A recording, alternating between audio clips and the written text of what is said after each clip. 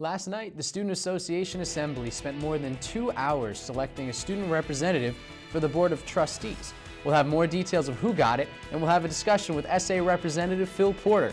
A new resolution is being built to support the legalization of mixed martial arts in the state. We'll talk more with Representative Jihoon Han. All that and more starting now. I'm Pedro, and welcome to SA Today.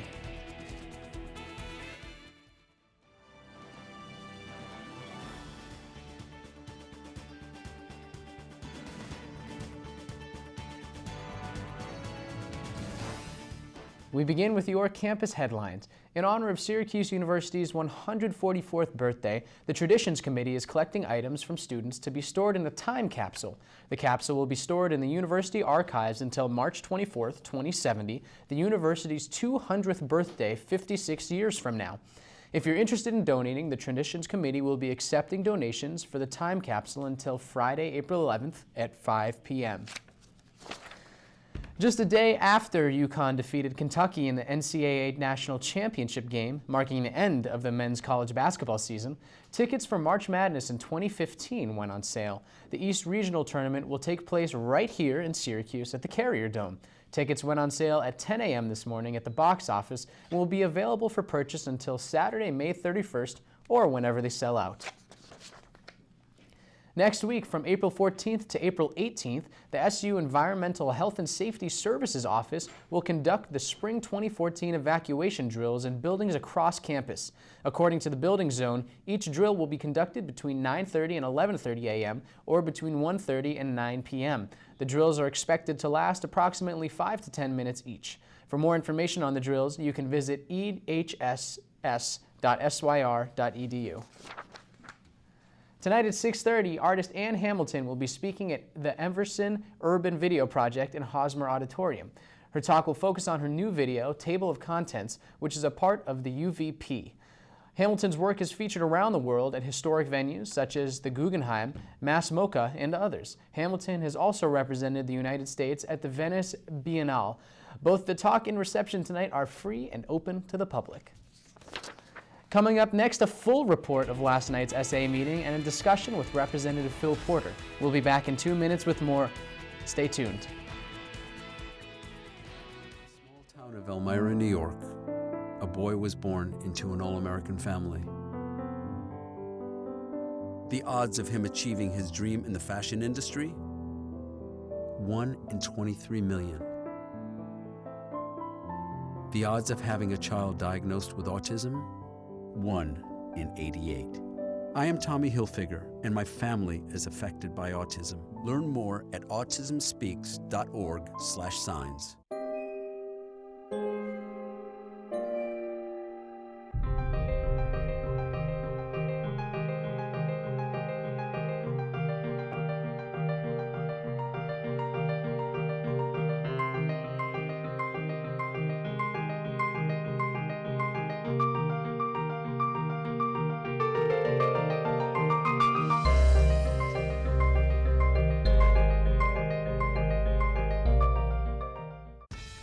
Now it's time for This Week in Bad Stats. Bad stats? Horrible stats. Here goes. 132.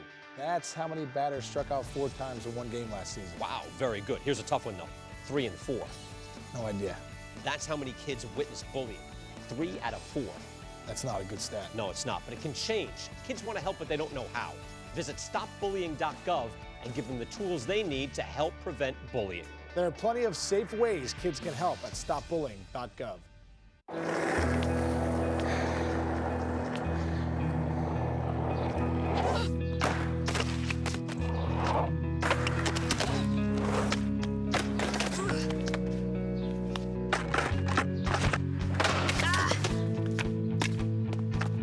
Learning how to kickflip 6 stairs takes determination. So will getting into college. I've got what it takes. So do you. Last night's SA meeting was jam-packed with different topics: elections, debates, and the annual budget hearing. The gallery was packed with representatives from student organizations ranging from University Union to NYPIRG. They're either to thank SA for funding or to make an appeal about a lack of funding. Before you guys ask The reason why Bill 58 number 4 wasn't approved is because they were approved to reallocate funds this semester to do the same exact things. So I wasn't going to fund them twice. So in the fall, do the same thing that we're going to do this spring. So they requested this amount in order to buffer in case they didn't get done what they wanted to do, which was switching to AM transmitter frequency. That's where the brunt of this cost comes from. So they pretty much already have the money to do something.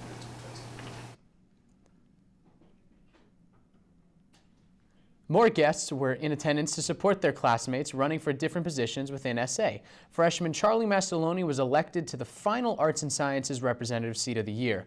But the biggest election of the night was to elect a student representative to the Board of Trustees.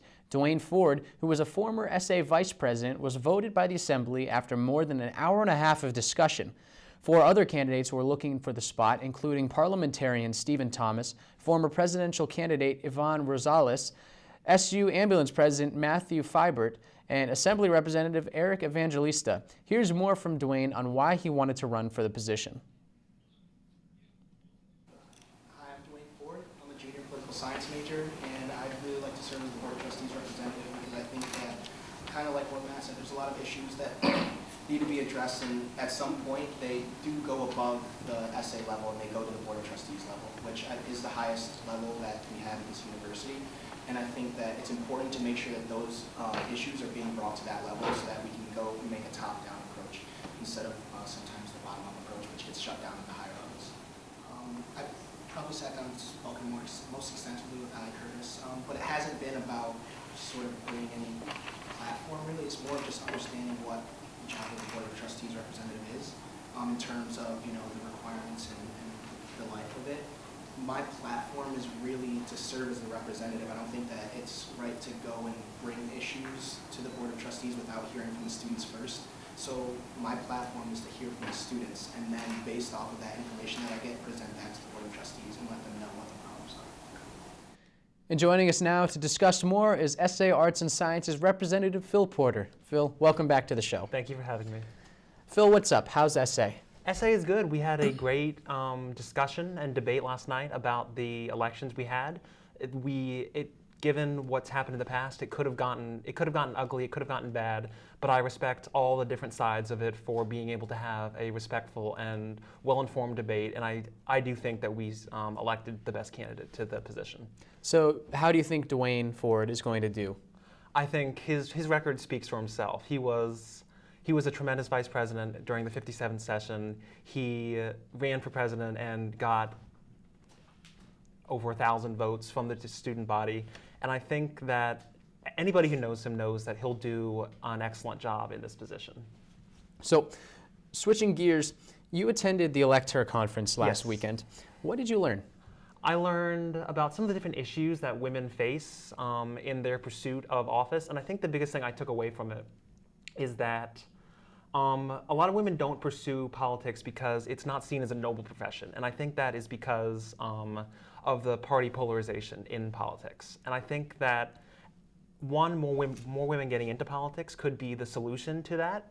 But I also think that if we can somehow make politics more about the people we serve and less about the party you represent, I think it'll become a more honorable profession, and I believe that more women will see that as an honorable thing for them to do with their lives.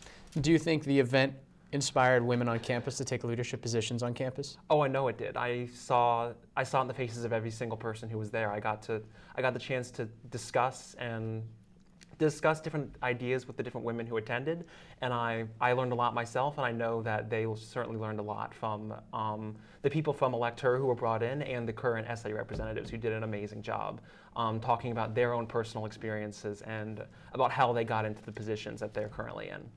Okay, and quickly, how do you feel about Syracuse basketball dropping to number 17 in the USA Today's final poll? It's a shame that the season ended as badly as it did, but I believe that minus Tyler Ennis, we've got a lot of good players coming back, and that I firmly believe we'll be watching Syracuse play when in the Carrier Dome in the East Regional and on to the Final Four, wherever that is, because I don't know. Phil, thanks for being with us tonight. And coming up, we'll talk mixed martial arts with Representative Ji-Hoon Han. Don't go away. Welcome to my block party. Glad you can make it. The only triple doubles you get come with fries. Last time you blocked someone, you were online. I can do this all day. Your moves are just gay. Using gay to mean dumb or stupid, not cool. Not cool. Not in my house, not anywhere. It's not creative, it's offensive to gay people. And you're better than that.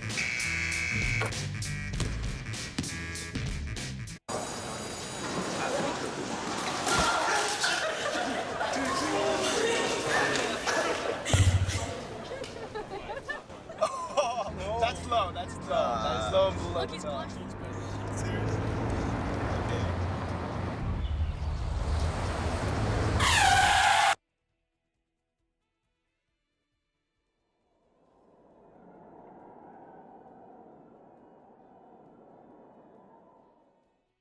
Packers. Viking. Packers. Viking. Viking. Red state, blue state, vegan. Carnivore. We come from different places. Uptown. Downtown. Night owl. Early bird. We come to different conclusions. Half empty. Half full. But when we live united, we create real, lasting change in the building blocks of life. The education, income, and health of our communities, Live our families, united. even the person next to us. Live united. Real change won't happen without you.